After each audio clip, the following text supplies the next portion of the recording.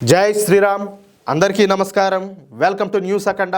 నేను మీ కస్తూరి శ్రీధర్. మిత్రులారా, అసలు ఏదైనా ఒక దేశం అభివృద్ధి చెందాలి అంటే ఆ దేశాన్ని పరిపాలించేటటువంటి నాయకుడికి ఒక విజన్ అనేది ఉండాలన్నమాట. అలాగే ఆ నాయకుడు ప్రవేశపెట్టేటటువంటి విధానాలను అర్థం చేసుకునే స్థితిలో ప్రజలు కూడా ఉండాలి. నాయకుడు మంచివాడైతే సరిపోదు, ప్రజలు కూడా దానికి తగ్గట్టుగా ఉండాలి కదా, అవునా కదా? కొత్త కొత్త సంస్కరణలను ప్రజలు కూడా ఆహ్వానించాలా, సహాయం చేసేటటువంటి గుణాన్ని పెంచుకోవాలా, అలాగే జాతీయ భావాలను నింపుకోవాలా. అప్పుడే ఆ దేశం అభివృద్ధి చెందుతుంది. అలాగే సిరి సంపదలతో కలకలలాడుతుంది అనమాట. ఇందుకు సంబంధించి నేను మీకు ఒక సరైనటువంటి ఉదాహరణ చెప్తా. సపోజ్ వచ్చేసి ఎగ్జాంపుల్ దక్షిణ కొరియా ఉండాలి. ఈ దక్షిణ కొరియా ఒకప్పుడు అతి పేద దేశం, అంటే నిరుపేద దేశం అన్నమాట. 1980కు ముందు దక్షిణ కొరియా ప్రజలకు కనీసం తినడానికి సరిగ్గా తిండి కూడా ఉండేది కాదు. అమెరికా గోధుమలు పంపిస్తే తప్పించి దక్షిణ కొరియా వాళ్లకు తినడానికి తిండి గింజలు కూడా దొరికేటి కాదు. ఆ సమయంలో దక్షిణ కొరియా వీధులన్నీ కూడా చెత్తా చెదారాలతో అలాగే మురికి నీళ్లతో కంపు కొడతా ఉన్నాయన్నమాట. దీంతో దక్షిణ కొరియా వీధులన్నీ కూడా అపరిశుభ్రంగా ఉన్నాయి. అందుకే అన్ని దేశాలు కూడా దక్షిణ కొరియాను అసహించుకుంటా ఉన్నారు. కానీ దక్షిణ కొరియా ప్రజలు మాత్రం సృజనాత్మకత కలిగిన వాళ్ళు అన్నమాట. క్రమశిక్షణ ఉండేవాళ్ళు, అలాగే జాతీయ భావాలు ఉన్నటువంటి నికార్సినటువంటి దేశభక్తులు. కానీ దక్షిణ కొరియాకు సరైనటువంటి నాయకత్వం లేకపోవడం, అలాగే ఈ ఉత్తర కొరియాతో ఎప్పుడు కూడా యుద్ధాలు జరుగుతూ ఉండడంతో దక్షిణ కొరియా ఆ విధంగా పేద దేశంగా మారిపోయింది. ఆ సమయంలో అంటే ఇప్పుడు 1980లో అనుకుంటా, దక్షిణ కొరియాకు చుండువాన్ అనేటటువంటి వ్యక్తి అధ్యక్షుడిగా గెలిచాడు. ఆ చుండువాను గొప్ప విజనరీ అన్నమాట, అలాగే ఆదర్శ భావాలు కలిగినటువంటి నాయకుడు. అందుకే ముందుగా తమ దేశాన్ని పరిశుభ్రం చేయాలని చెప్పేసి నిర్ణయించుకున్నాడు ఆయన. అంతే. ఇక దక్షిణ కొరియా అధ్యక్షుడైనటువంటి ఈ చుండువాను స్వయంగా ఒక చీపురు తీసుకొని వచ్చి తన అధ్యక్ష భవనం ముందు ఉన్నటువంటి రోడ్డు మొత్తాన్ని కూడా స్వయంగా ఊడ్చేసినాడు. అర్థమవుతుందా?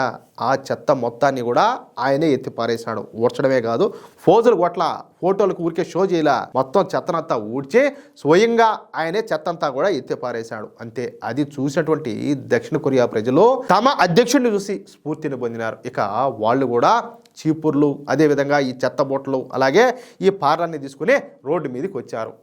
దక్షిణ కొరియా రోడ్లను మొత్తాన్ని కూడా శుభ్రం చేసి పారేశారు. చూడండి, అంటే ఇన్స్పిరేషన్ అంటే ఆ విధంగా ఉండాలి. ఇక తమ ఇళ్లను అలాగే ఇంటి పరిసరాలను కూడా శుభ్రం చేసుకున్నారు. ఈ విధంగా ఆ ఒక్కరోజు మాత్రమే కాకుండా ప్రతిరోజు కూడా ఈ దక్షిణ కొరియా ప్రజలు తమ పరిసరాలను అలాగే తమ దేశాన్ని శుభ్రం చేసుకోవడం ప్రారంభించారు. అంటే తమ దేశ అధ్యక్షుడి నుంచి స్ఫూర్తిని పొంది తమ దేశ అధ్యక్షుడి ఆలోచనను సృజనాత్మకతతో అర్థం చేసుకొని తమ దేశాన్ని అయితే సర్దిద్దుకున్నారు, అలాగే ప్రభుత్వానికి కూడా సహకరించారు. ఇక మన భారతదేశం విషయానికి వద్దాం. 2014లో మోడీ గారు ప్రధాని అయిన తర్వాత మోడీ గారు కూడా స్వయంగా చీపుర్లు పట్టుకొని చిమ్మటం, అలాగే చెత్తను సేకరించి చెత్త బుట్టలో వేసి పారేటువంటి పనులన్నీ కూడా చేశారు. అది కూడా లెక్కలేనన్ని సార్లు చేస్తుంటారనమాట. మీరు కూడా చూసే ఉంటారు.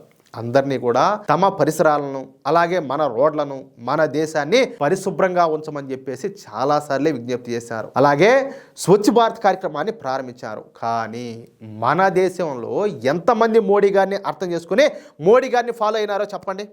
నేను రీసెంట్గా అంతా నాకు తెలిసి మహా అంటే 4-5 రోజులు ఏంటది, వందే భారత్ ట్రైన్ ఒకటి స్టార్ట్ చేస్తే ఇది స్టార్ట్ చేయడమే ఆలస్యం, మొత్తం దీని అమ్మ నాకుడిది ఆ ట్రైన్ మొత్తం అంతా చెత్తపాలు చేసేసారు. మొత్తం అంతా ట్రైన్ అంతా కూడా చెత్తే. ఏం మనుషులు రా స్వామి, మీరు మనుషులా లేకపోతే పశువులా, ఏంది నాకు అర్థం కాదు. ఇప్పుడు భారతదేశం డెవలప్ కావాలంటే ఓర్నాయన అదో అమెరికా అట్టున్నది, సింగపూర్ అట్టున్నది, జపాన్ అట్టున్నది, అది అట్టున్నది, ఇది అట్టున్నది అని చెప్తే కనీసం నీ సిగ్గుంటే నువ్వు కనీసం నువ్వు జాగ్రత్తగా బాధ్యతగా ఉండాలి కదా.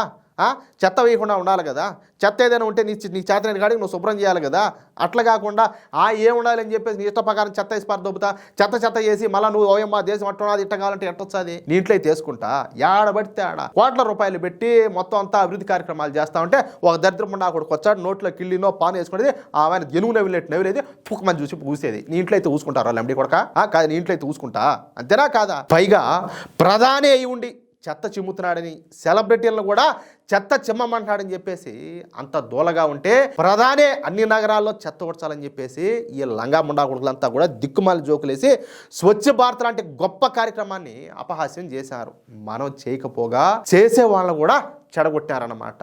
అదే మనం చేస్తున్నటువంటి పెద్ద తప్పు. మనము ప్రధాని నుంచి ఏ మాత్రం కూడా స్ఫూర్తినైతే పొందల, కానీ దక్షిణ కొరియా తమ అధ్యక్షుడు చెప్పినటువంటి మాటలను విన్నారు. ఇప్పుడు తయారీ రంగంలో దక్షిణ కొరియా తిరుగులేనటువంటి స్థాయికి అయితే చేరుకునింది. ఇప్పుడు దక్షిణ కొరియా గర్వంగా తలెగరేసుకొని బతుకుతాంది. సరే, మనం మోడీ గారు మాటలు వినకపోయినప్పటికీ మోడీ గారు మాత్రం ఎలాగైనా సరే ఈ దేశాన్ని బాగు చేయాలని చెప్పి చూస్తున్నారు. ఒక దేశం అభివృద్ధి చెందాలి అంటే ఆ దేశం తయారీ రంగంలో అభివృద్ధి చెందాలా అంటే పారిశ్రామికంగా అభివృద్ధి చెందాలన్నమాట. అటల్ బిహారీ వాజ్పేయి గారి సమయంలో మన దేశము సర్వీస్ సెక్టార్లో దూసుకుపోయింది. అందుకే మన దేశంలోకి చాలా ఐటీ సంస్థలన్నీ కూడా వెల్లువెత్తినాయి. ఆ సమయంలో బీజేపీ ప్రభుత్వం లేకుండా ఏదైనా సెక్యులర్ ప్రభుత్వమో ఇంకేదైనా కనుక ఉండుంటే, ఇది ఉన్నది కదా ముస్లిం పార్టీ ఒకటే, అది కనుక ఉండుంటే మన దేశం ఇంకా 20 సంవత్సరాలు వెనకబడి ఉండు. అర్థమవుతుందా? ఆ సర్వీస్ సెక్టార్ కూడా మన దేశంలో ఉండేది కాదు. తరువాత వచ్చినటువంటి కాంగ్రెస్ ప్రభుత్వం మన దేశానికి ఓరగబెట్టింది ఏమీ కూడా లేదు. ఉన్న సంపదను నాకు పారేయటం తప్పించి వాళ్ళు చేసింది అయితే ఏమీ కూడా లేదు. సరే, మళ్ళా ఇప్పుడు మన మోడీ ప్రభుత్వం అయితే వచ్చింది. అందుకే మోడీ గారు ఇప్పుడు తయారీ రంగాన్ని అభివృద్ధి చేయాలని చెప్పేసి నిర్ణయించుకున్నాడు. అందుకోసమే make in India, Atmanirbhar Bharat వంటి విధానాలను రూపొందించారు. అంతేకాకుండా మన దేశ బడ్జెట్లో తయారీ రంగం వాటాను 25% తీసుకురావాలని చెప్పేసి శతవిధాల ప్రయత్నం అయితే చేశారు. ఇందుకోసం గత 10 సంవత్సరాలలో $23 బిలియన్ ప్రోత్సాహక ప్యాకేజీలు కూడా ప్రకటించారు. అంటే మన దేశంలోకి పరిశ్రమలను తీసుకురావడానికి ఏకంగా 2 లక్షల కోట్ల రూపాయల ప్రోత్సాహకాలు అయితే ప్రకటించారు. అలాగే సింగిల్ విండో విధానాన్ని తీసుకొచ్చారు. అలాగే 15 రోజుల్లో 15 రోజుల్లో లైసెన్సులు ఇచ్చే విధంగా సంస్కరణలు అయితే తీసుకొచ్చారు. అయితే ఈ కార్యక్రమాలన్నిటి మూలంగా మన దేశంలో అభివృద్ధి జరిగింది, కానీ మోడీ గారు ఊహించినంత అభివృద్ధి అయితే జరగల. అందుకే ఇప్పుడు మోడీ గారు ఆయన రూట్ అయితే మార్చుకున్నారు. అన్ని రంగాల మీద ఒకేసారి ఫోకస్ పెట్టకుండా ఎక్కువ ఉద్యోగాలు అలాగే ఉపాధి అవకాశాలు వచ్చేటటువంటి 15 రంగాలపైన దృష్టి పెట్టారు. వాటిలో హై ఎండ్ సెమీ కండక్టర్స్, అలాగే చిప్స్, లోహాలు, తోలు వంటి అధిక ఉపాధి పరిశ్రమలు అయితే ఉన్నాయన్నమాట. కేవలం నిధులు కేటాయించడం వల్ల సమస్య పరిష్కారం కాదని, వ్యవస్థ అంతర్గత నిర్మాణాన్ని సంస్కరించేటటువంటి కేంద్రీకృత వ్యూహం అవసరం అని చెప్పేసి ఇప్పుడు మోడీ ప్రభుత్వం అయితే విశ్వసిస్తుంది. అందుకే పెద్ద ఎత్తున ఉద్యోగ అవకాశాలు అలాగే టెక్నాలజీ లభించేటటువంటి 15 రంగాలపైన లక్షల కోట్ల రూపాయలను ఖర్చు పెడుతున్నారు. ఈ లక్షల కోట్లతో ఆ 15 రంగాలకు సంబంధించినటువంటి 30 పరిశ్రమలు నిర్మించున్నారన్నమాట. ఈ పరిశ్రమలను విమానాశ్రయాలు అలాగే పోర్టులకు దగ్గరగా నిర్మిస్తున్నారు. ఇక్కడ చైనా కంటే నాణ్యమైన అలాగే చవకైనటువంటి ఉత్పత్తులను తయారు చేయాల్సిందేనని చెప్పేసి ఈ ప్రాజెక్ట్ని అయితే ప్రారంభించారన్నమాట. తద్వారా ఏంటంటే చైనా పరిశ్రమలకు డైరెక్ట్గా ఛాలెంజ్ అయితే విసురుతున్నారు. అయితే ఈ గొప్ప ప్రణాళికలో అతి ముఖ్యమైనటువంటి భాగం నిబంధనలన్నింటినీ కూడా సరళీకృతం చేయడం. భారతదేశంలో వ్యాపార యజమానుల అతి పెద్ద ఫిర్యాదు అంటే కంప్లైంట్ ఏంటంటే ఫ్యాక్టరీని స్థాపించడానికి కరెంటు అలాగే నీళ్లు, భూమి అనుమతులు పొందడానికి నెలలు కొన్నిసార్లు సంవత్సరాలు కూడా టైం పడుతుందంట. అర్థమవుతుందా? ఆ విధంగా పట్టొచ్చు అన్నమాట. ఇంకా కేంద్ర అలాగే రాష్ట్ర ప్రభుత్వాల నుంచి భిన్నమైనటువంటి నిబంధనలు పెట్టుబడిదారులను కలవరపెడుతున్నాయి. ఈ సమస్యను పరిష్కరించడానికి ఒక ప్రత్యేక ప్రభుత్వ ప్యానెల్ ఏర్పాటు చేయనున్నారన్నమాట.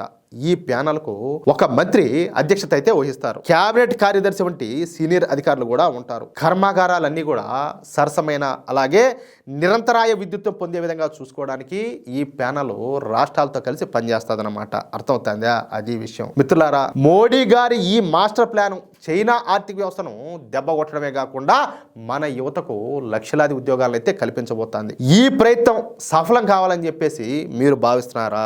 మీ అభిప్రాయాన్ని ఖచ్చితంగా కామెంట్ రూపంలో తెలియజేయండి. ఈ వీడియో కనుక నచ్చితే లైక్ చేయండి. ఇలాంటి లోతైనటువంటి విశ్లేషణల కోసం మన న్యూస్ అఖండ ఛానల్ను తప్పనిసరిగా సబ్స్క్రైబ్ చేసుకోవడం మాత్రం మర్చిపోకండి ప్లీజ్. జై శ్రీరామ్, జై హింద్.